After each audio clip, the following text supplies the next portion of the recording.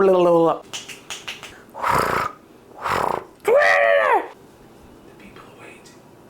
Stop saying very important things. You are now watching Elisa Marie Bakes, where I'm gonna just spend a couple minutes with you, hang out, and just show you some of my favorite recipes. And we're gonna add little bits of finesse, and you are going to impress everyone you know. Today, we are going to make strawberry pound cake. Pound cake is very traditionally Southern. It originally started, you take a pound of butter, a pound of eggs, a pound of flour, and you've made pound cake. That creates an incredibly delicious and an incredibly heavy dessert. So this is modified a little bit for modern tastes. We're gonna lighten it up a little bit. We're gonna add a little strawberry flavor, which is my favorite berry. And when I get to the glaze, you guys are gonna die. It's so good. You're not gonna need a mixer. You're not gonna need special equipment. 2 bowls. 2 bowls. That was awkward because my husband said don't set them down so heavy. We're going to mix dry ingredients, wet ingredients, combine them, add some strawberries. So what we're gonna do first is we're gonna combine all the dry ingredients. Now you might see me looking down a lot. That's because I do not have this recipe memorized. I literally have note cards because I can't keep in my mind anything that I need to do. We're gonna take 2 cups of all-purpose flour. It doesn't matter what kind of flour, what brand of flour, just all-purpose flour. That's all we're gonna do. Just plop that right in. 2 teaspoons of baking powder. Pop that on in. Then we are going to do a 1/2 teaspoon of salt. Listen, okay.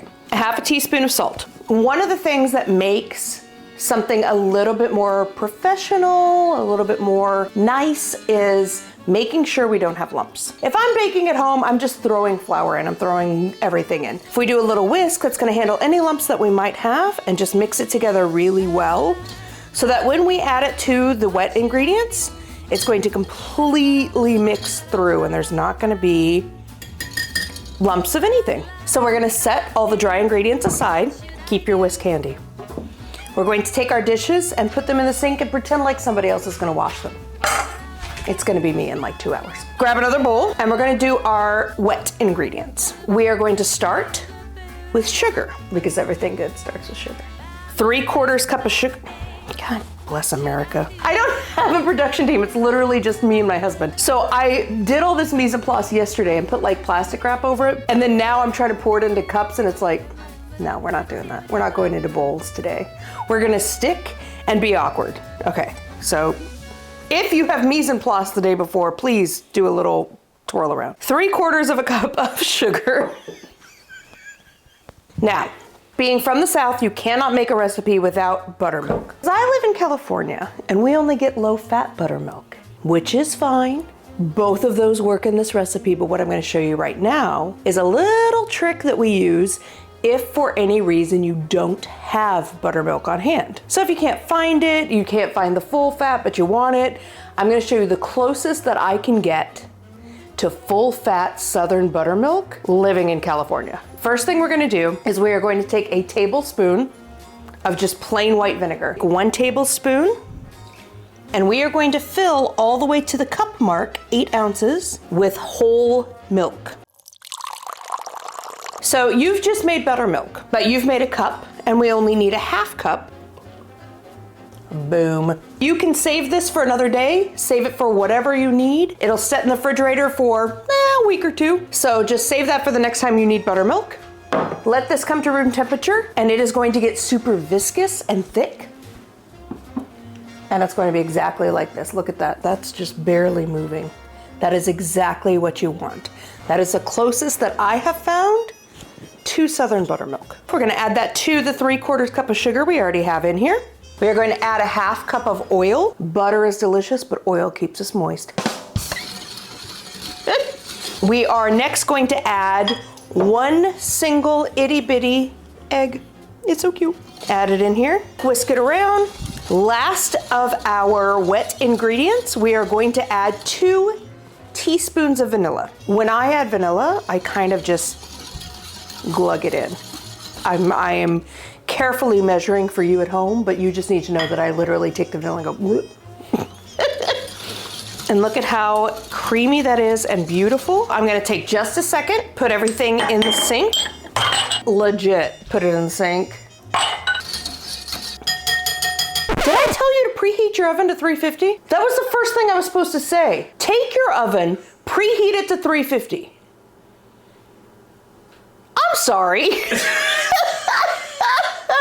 I'm going to set aside my wet and dry ingredients and my whisk. We need 1.5 cups of strawberries. I've got some already made, but I've got one whole so I can show you. We're gonna dice the strawberries into small pieces. So it's about 1/2 pound, just so that you know, because I always wanna know, like, it says 1.5 cups and I'm like, how many strawberries do I need? And I buy like 6 pounds and that's way too much. Now, if I was more of a professional, we would cut out this centerpiece right here and chop it from there. However, I am not. I am a home cook, just like you, and we are just gonna go, whoop, take that off. We're gonna cut it into 4 pieces.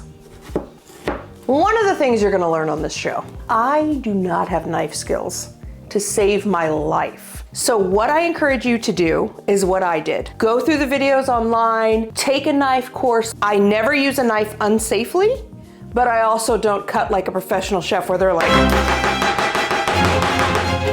that was not professional. That was very unsafe. Don't ever do that. I never use a knife unsafely. Be safe, use your knife correctly, but learn what works for you. So I am just going to cut that into pieces, and we are going to do this. That's it. Maybe we shouldn't have shown you how I cut strawberries, because I don't know that that was helpful at all. I don't think we're gonna. But then we totally did. So we've got 1.5 cups of strawberries. We are going to take 2 tablespoons of flour. And you're like, Alyssa, why am I adding flour to my strawberries? Adding flour to the strawberries is gonna keep it from just like sinking to the bottom. You're gonna have strawberries through your whole bread, not just at the bottom. It's gonna look real profesh, I promise. I don't guarantee, but I promise. You're just gonna mix them up. It's not gonna look pretty, it doesn't matter. Just make sure these strawberries are coated. And now we're actually gonna turn this into strawberry bread. I've got my wet mix. It's still very much combined. Just do a little whisk to make sure. Remove the whisk. Now we're gonna take a spatula and just fold in the dry ingredients. Put your dry ingredients in, just a little bit of it. You don't have to do all of it. And then you are literally going to go around the bowl and then back through. So around the bowl, back through. So when you get it starting to mix in, go ahead and add some more. A folding motion is really wonderful because it doesn't overmix anything, and it's going to make a delicate bread with a very beautiful crumb. And so every time it starts to come together to this point, add some more flour until you are completely out of the flour mixture. So it's not quite mixed in yet, but you're well on your way. We're gonna add those strawberries. So what I'm looking for right now is just completely homogeneous. And when I do this, you see how I see strawberries in almost every single bit? That's exactly what you're looking for. If you have some lumps, it's fine, but we want the flour and the strawberries to be mixed in completely. You're gonna need this. I'm old school and I use literally like my grandma's loaf pan. You can use straight up and down size like a Pullman's loaf. Doesn't matter as long as it's about this size, which is like a 5 by 9. I've also doubled the recipe and put it in a 9 by 9 and cut it in squares, and that's really cute too. For tea. If you're going to save it for tea. No, that is terrible. I do not want the British angry at me. You wanna know the last time I worried about the British? When was the last time you worried about the British? July 3rd, 1776. We can't put that in. America! Take some pan spray. You're just gonna make sure you spray everything. But I have asthma, so don't get too close. So we're just gonna plop this right in. So this step is not necessarily essential, but I like doing it. Take a tiny offset spatula. If you don't have one, use a knife. It's totally okay. I'm just gonna make sure that I even this out. The leavening agent will do a lot of this for us to make it even, but I just wanna make sure that before the leavening agent hits the oven that we're pretty even to start with. Don't do it, doesn't matter. But it just gives you a little bit prettier loaf. You are all set to go in the oven. It's gonna cook for between 55 to 60 minutes and bring out the perfect product. So you've preheated your oven to 350. This is my oven that I bake out of. This is a 1950s Wedgwood. This is my baby, I call her Iris. You're gonna pop it right in for roughly 55 to 60 minutes. You're gonna wanna check it at about 50. Everyone's oven's a little bit different, but we're gonna check it at 50 and see how it goes. What we're looking for is for a skewer to go in the middle and come out clean. And you're done. So the first thing we're gonna do is you've let this cool 30 minutes, an hour, just until it's cool to the touch. And we are going to take it out of the pan. You can leave it in here and glaze it and cut it right out of here. Who cares? This is just a little bit of a plating thing, make it look a little nice. It should, if we've made it correctly and we sprayed enough spray, it should just come right out of here. And if it doesn't, or it breaks in half, and we'll see. Oh no. So I'm just using an offset spatula, and what I'm doing is I'm going around and lifting it up so that we can do this. Ta-da! Look at that beautiful crack. We can't say that. But then we totally did. As if this was not decadent and beautiful and delicious enough, we are gonna make a strawberry glaze for the top. So just set your beautifully cooled pound cake aside. Grab a bowl, vintage optional. This is gonna be super fast, super yummy. You're gonna love it. We're gonna take a cup of powdered sugar, pop that right in. Now this ingredient may be something you haven't worked with before. This is freeze dry, this are freeze-dried strawberries. So this is freeze-dried strawberry powder. If for any reason you cannot find this, you're okay, just make the glaze without it. It's totally fine and it's still gonna be absolutely delicious. The last thing we're gonna do, grab your handy whisk and come on over. So let's mix that powdered sugar in with that strawberry. See how it's already this beautiful color? We have about 2 teaspoons of whole milk here. Start with a little bit, and obviously too dry. We're gonna need some more milk till it just kind of drizzles exactly like that. Oh yeah. Oh yeah. Spread it all around. It doesn't have to be perfect. This is just gonna be delicious. So you can let this glaze set overnight. You've got company coming tomorrow, that's fine. And it's gonna harden a little bit, but it's still gonna keep like its ooey gooeyness. I, however, I'm gonna eat it right now. Oh, look at that. Look at all those strawberries and that strawberry glaze. So good. Make this. Your friends are gonna be impressed, your mom's gonna be impressed, everybody's gonna love it. Just make it.